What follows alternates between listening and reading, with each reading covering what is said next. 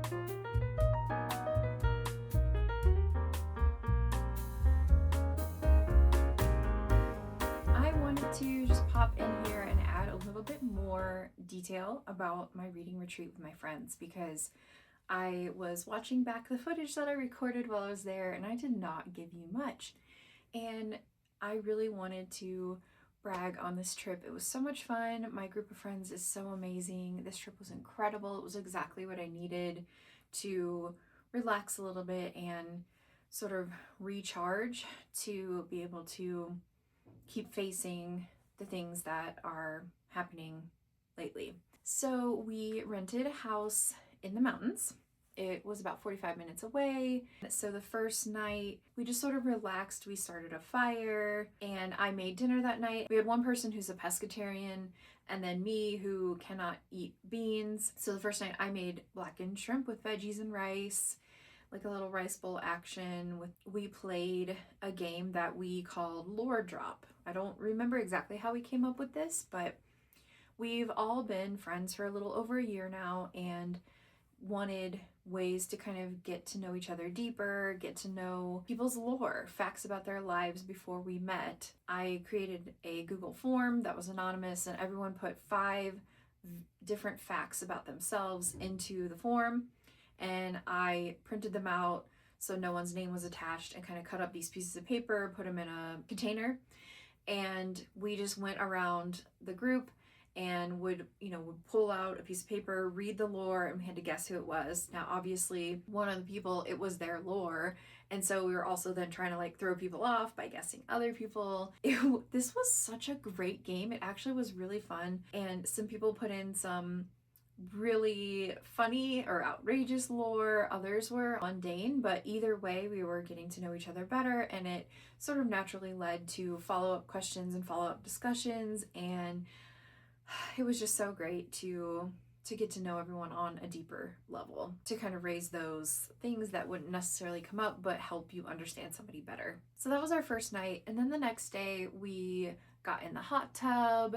It was freezing outside, and so it was quite miserable. You had to step on some snow first to get into the hot tub, and then the temperature difference on the feet was quite a shock. But we spent some time in the hot tub. We spent a lot of time that day reading. We also did some crafts, like some people were bedazzling books. I was working on my 2026 reading journal, but then honestly, everyone was just kind of in their own world. One of my friends is actually writing a book right now, so she spent a lot of time with her noise canceling headphones on writing. We were playing Olivia Dean and Harry Styles and just enjoying the day. One of my friends, who we now refer to as the mother of snacks, prepared the most amazing cheese and charcuterie table, I would say, not even a board, a whole table, or girl dinner, if that's how you refer to it.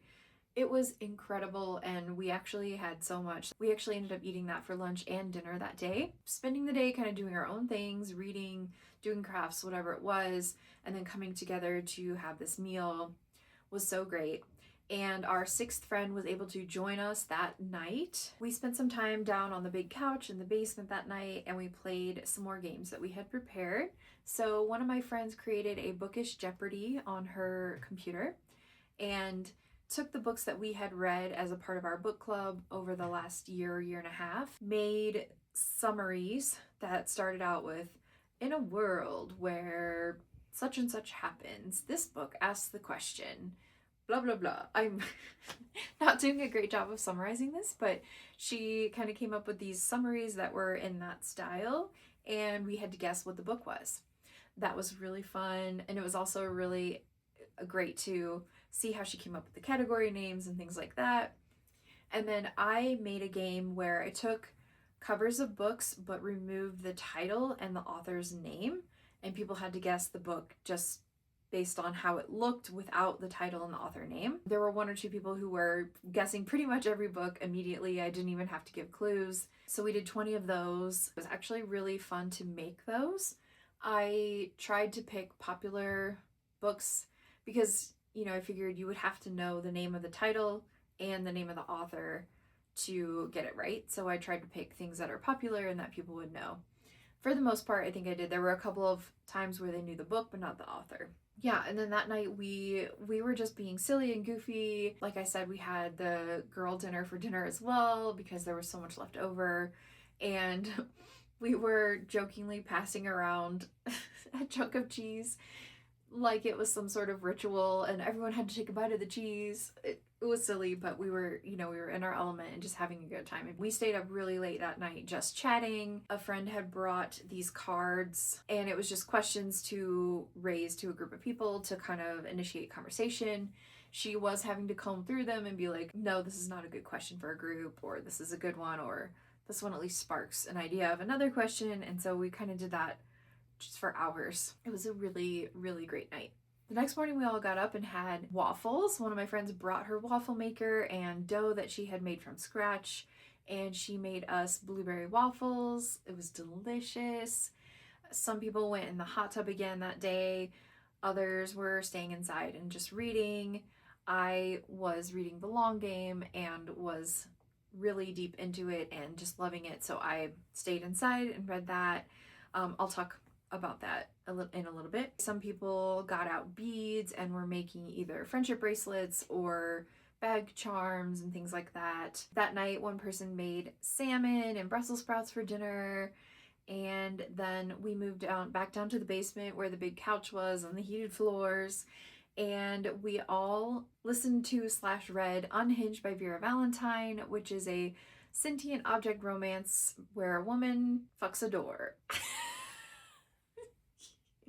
The book is on Kindle Unlimited, and then there is an audiobook for it on Audible, so I did the thing where the audio syncs with the ebook, and we put it up on the TV screen, put the audiobook on a speaker so everyone was reading along at the same time, and that was just hilarious.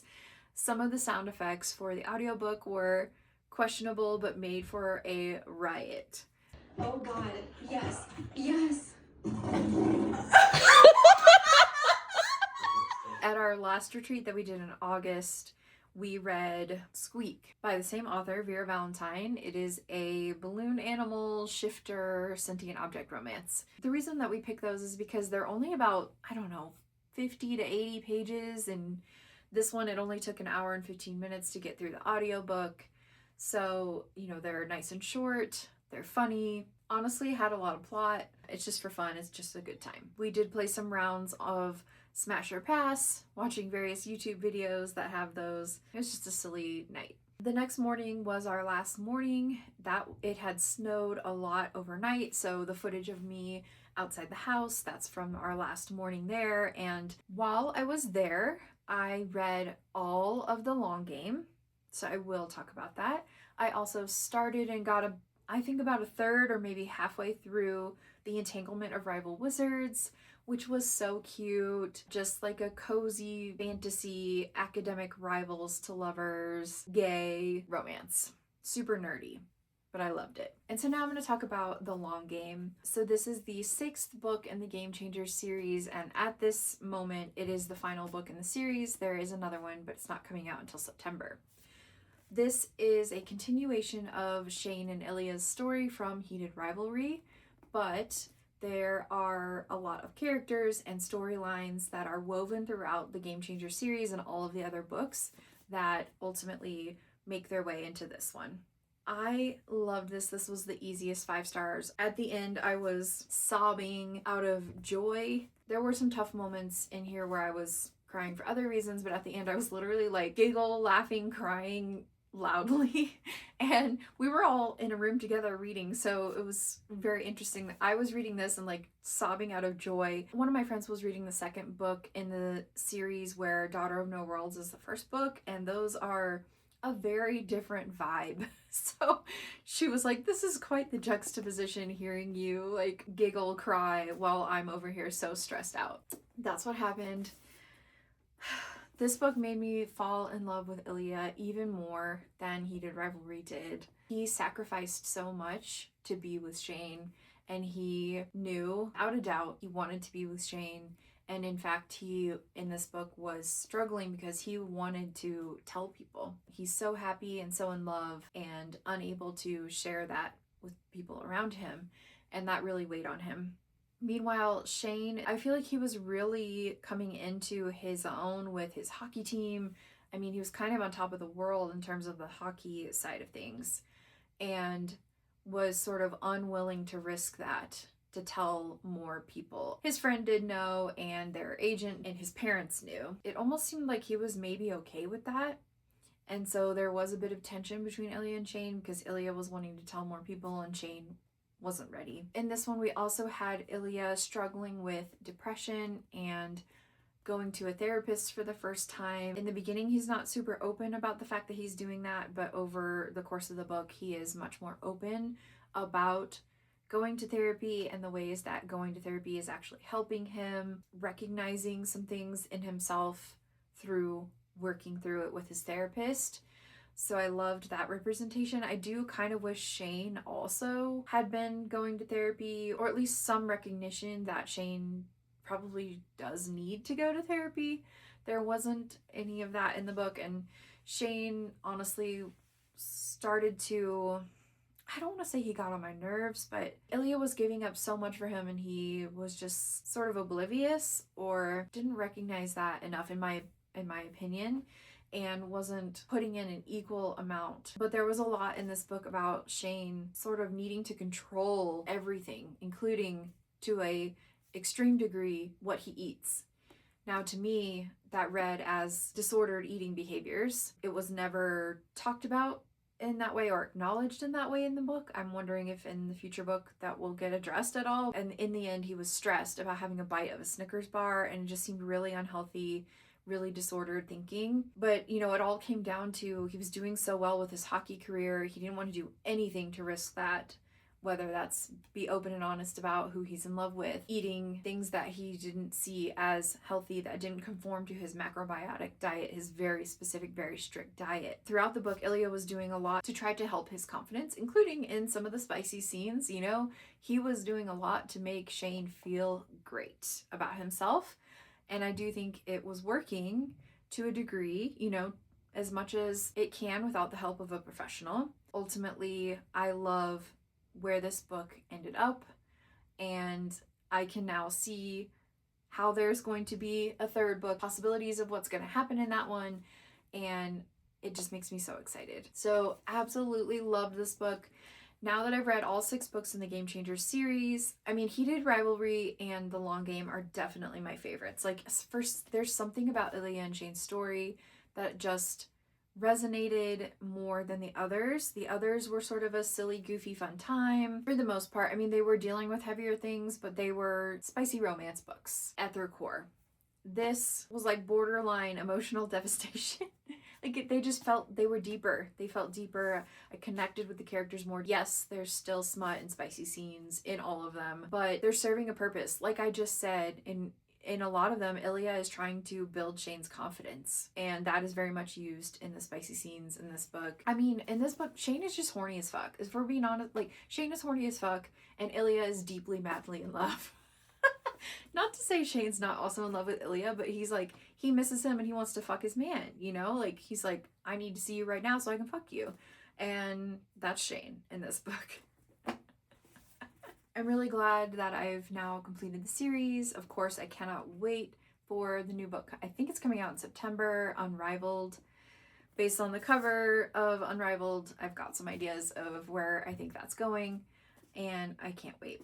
Okay, so now I do feel like I have done this trip justice in explaining to you what all we did. I feel so fortunate to have met this group of friends. I truly feel like I can be myself. I feel safe to be vulnerable and to share things about myself that are not easy to share or are core parts of me that just don't naturally come up in other conversations. And I really feel like they are getting to know me on a deep level, and it feels so good to be seen by a group of women. We all support each other so deeply. We support each other's rights. We support each other's wrongs.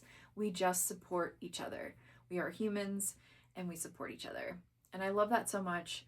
And I also love the fact that we went on this group trip and no one person was responsible for everything. We naturally sort of split up the responsibilities of the food. People just brought the groceries they needed for their meals, and we had everything we needed. And then for the activities, we all sort of brainstormed these games together and then split them up. And then everyone contributed also different activities. So like one person brought all of the beads for the friendship bracelets. Another person brought the bedazzling kits. So it was very much split, and the responsibility and the effort was pretty even across the group, and that feels so wonderful. So it was a fabulous time. We are doing another one. We've already picked dates in July, so we will be planning that one. If you have a group of friends who all have something in common, it doesn't have to be reading. It doesn't have to be book club people. If you have just a few friends who have something in common, you know what? The hardest part is picking a date. If you have a group of friends that you can do that with, I highly recommend it. It was so wonderful, and I felt at peace the whole weekend, which is saying a lot for the current state of affairs. It was much needed, and when I came back, I felt like I had a little bit more energy to face every day. It's so important to me to have people in my life who truly understand me. We have similar values, we align on a lot of things, and can recognize that with the things going on in the world today, we can't be in a constant state of fight or flight. We have to rest, we have to recharge, and this group is that for me. They bring peace and comfort into my life and allow me to recharge my batteries a little bit, to continue to face the things that are going on and to survive. So, okay, thank you so much for watching this video. If you want to know more about the reading retreat, please ask questions in the comments or let me know what your favorite activity was or something that your group of friends would have loved too. I definitely want to hear from you. If you are a subscriber, I truly appreciate all of the love and support that people have shown for this channel and for me. And if you aren't already a subscriber, please consider subscribing to my channel. I will see you in the next video. Bye.